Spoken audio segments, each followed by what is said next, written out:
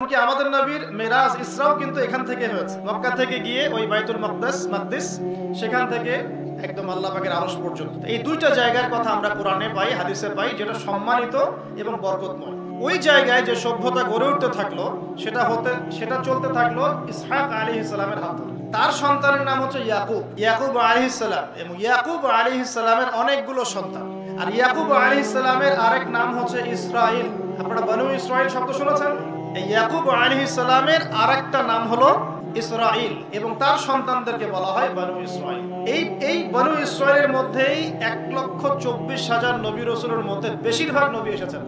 হাদিসে যে এসেছে 1,24,000, অন্য একটা হাদিসে আসছে প্রায় 2,24,000। আল্লাহ সংখ্যাটা ভালো জানেন।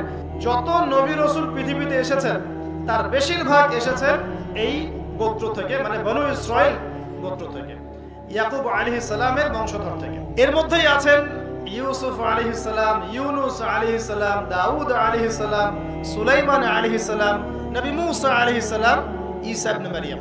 আর এইদিকে ইসমাঈল আলাইহিস সালামের বংশকে বলেন মুহাম্মদ রাসূলুল্লাহ। হিংসার কারণ এইটা, সর্বশেষ নবী কেন আমাদের গোত্রে না এসে ওই গোত্রে আসলো।